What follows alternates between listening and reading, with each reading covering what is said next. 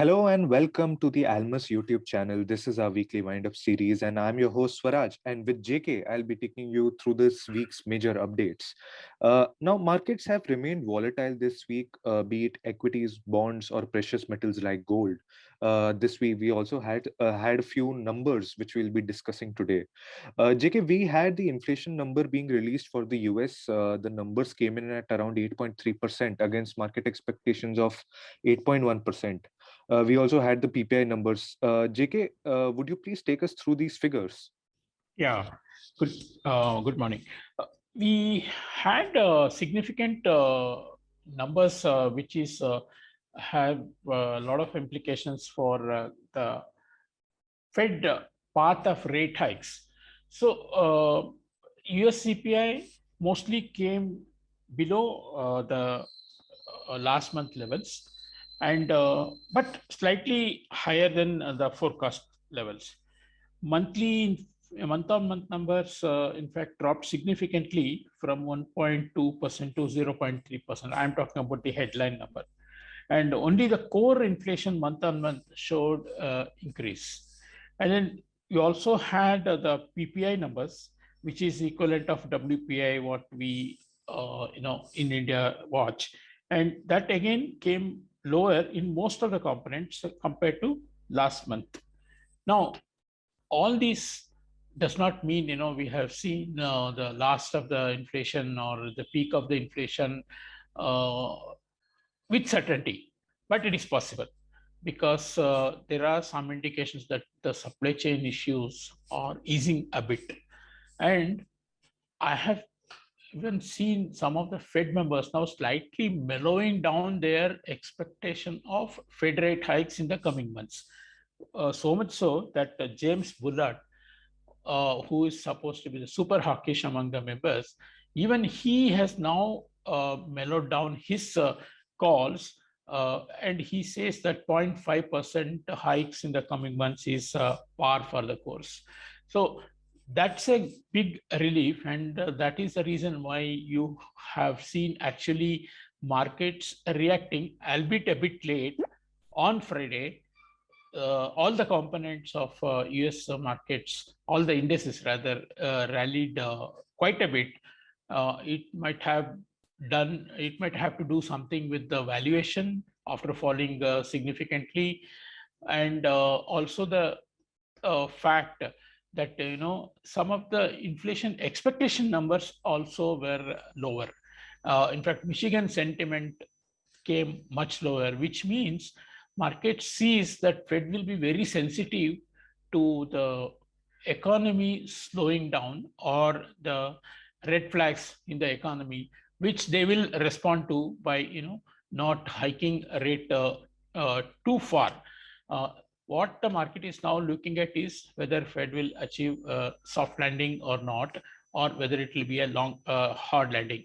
So currently it's slightly tilting towards a positive view of the things turning, but it's too early to say.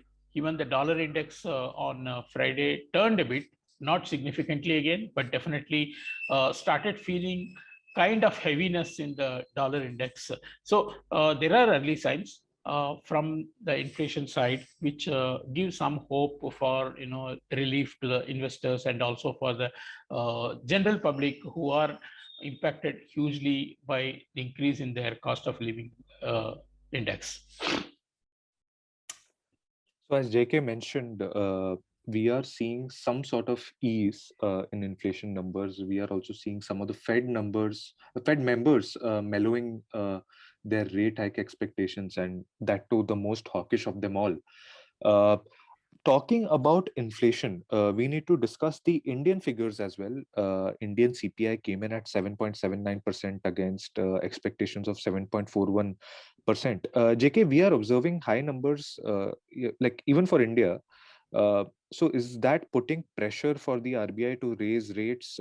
And what are your rate hike expectations for India? Yeah, definitely 7.79 was a shocker, beating almost all the forecasts in the market. But probably for the policymakers, the RBI, it was not a surprise. That is why I sense that they were ready, or rather they actually hiked rate before waiting for the next meeting. And possibly coming at close to 8%, it is quite likely that June rate hike may not be 0.25%, it can be even another 0.4 or another 0.5. That is the debate that is going on in the market. So now we have definitely RBI on the inflation fighting path, and that is taking precedence over growth, which they were all along emphasizing on. So I think also you should consider that oil prices are not coming down, and this factor will again weigh in the mind of RBI. While last month's numbers showed that the food and vegetable inflation was significantly higher, and so we see the Indian inflation taking the policy rates even higher, and perhaps, in my view, another 0.75% overall, above 1% from the bottom. Indian yields probably will remain capped at 7.5 or 7.6. That is because of heavy lifting by the central bank, just to ensure that the government's borrowing program goes through well. But definitely the inflation number has opened the gates for much higher financing costs in India as well. That is in line with the global trend. So India is also following the global trend, and June rate hike can actually be higher, and RBI is on the inflation fighting path. A last point to touch upon. One more thing, Sir Yeah, Swaraj, yeah.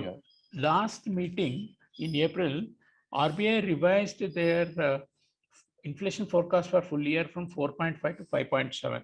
And now with the current trend, I think there will be one more upward revision to their inflation forecast. Now that is something to be expected. Okay, so more upward revision for their RBI's forecast. Yes. Yeah, JK, gold has widely been accepted as a hedge against inflation, but it has rather remained muted.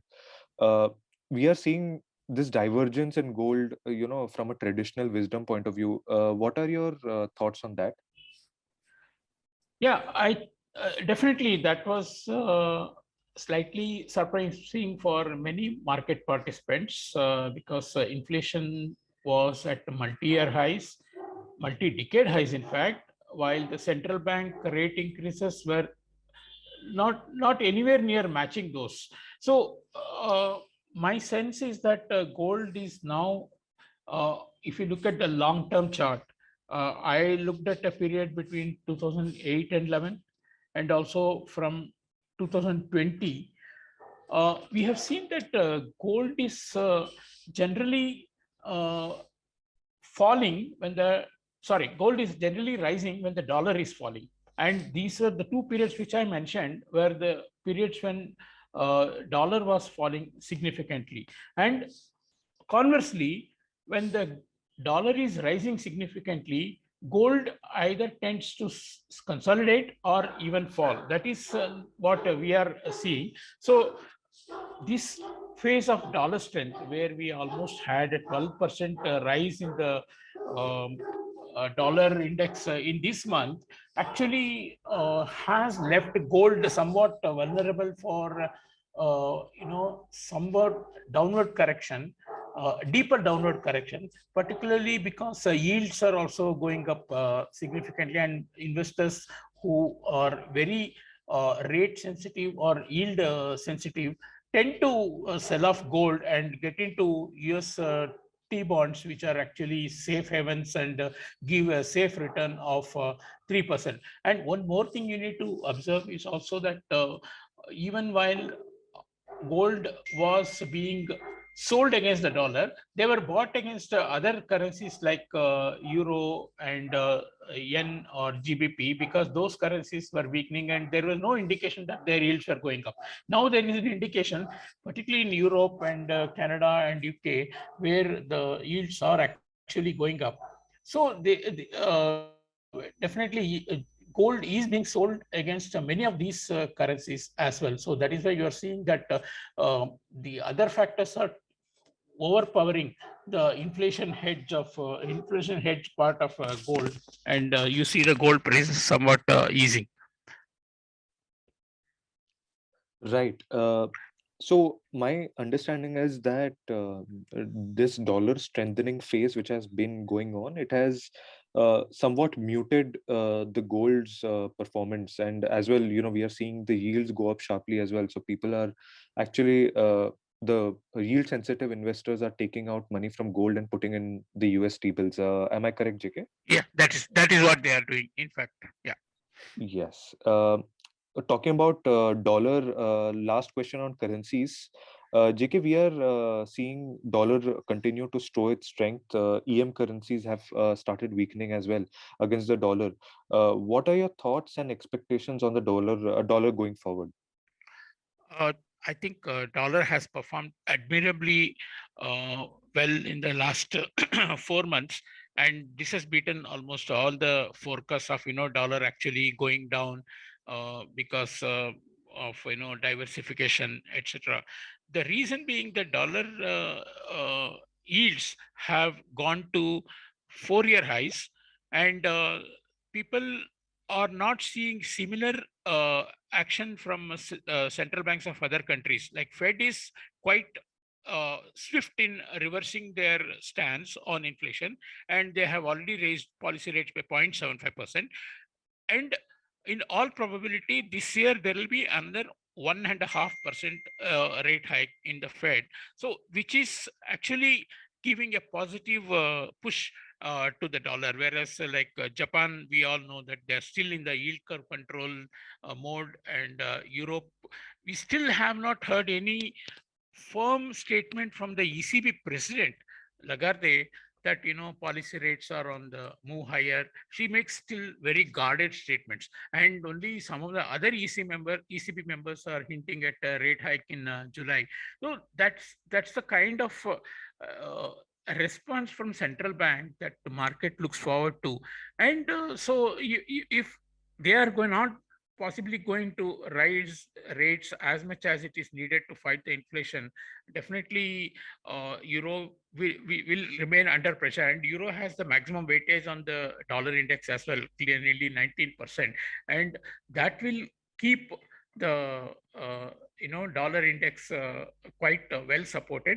As we know, yen is again quite weak, and GBP has its own problems. All the major currencies have their issues.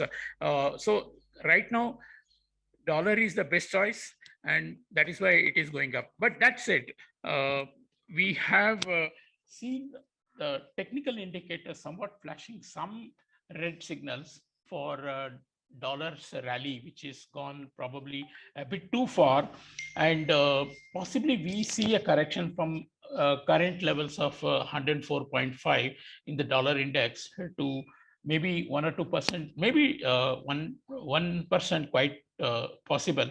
And but the bigger trend is not changing until we see either Fed talking down on their rate hikes prospects, or inflation easing significantly, or US economy slowing significantly. The last choice is, it doesn't look like it is going to happen.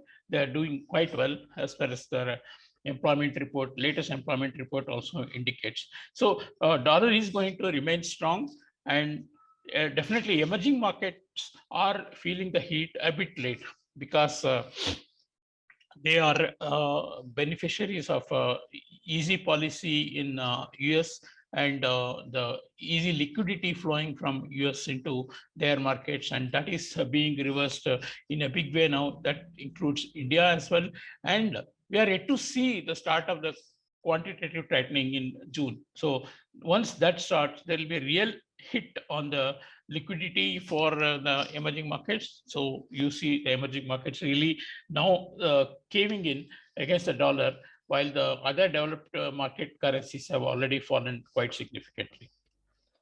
So as JK mentioned, Japan is still in yield of control. There is no strong statement from ECB regarding uh, rate hikes. But there are some red signals for the dollar rally technically. But the larger trend is still intact with some possible corrective moves possible. Uh, that's it for this week, folks. A volatile financial market needs a strong risk management process in place. I hope you guys are focusing on managing your risk. Till then, I will see you all next week with another episode. And do check out. Raj, Yes, sir. as a small correction, I want to make the euro's weightage in the dollar index is at 57%, not 19%, as I wrongly mentioned. So it is 57%. That is why a fall in the euro has a much larger impact on the dollar index. Correct. And we are seeing such a significant fall in euro. Yes. So yeah, big weightage for the dollar index. Thank you for correcting Yes. that data point. I will see you all next week, everyone, with another episode of the Weekly Windup. And do check out our Market Morning series for daily updates, which will be covered by JK and PR, along with our host Shikhar. Thank you. Have a nice day.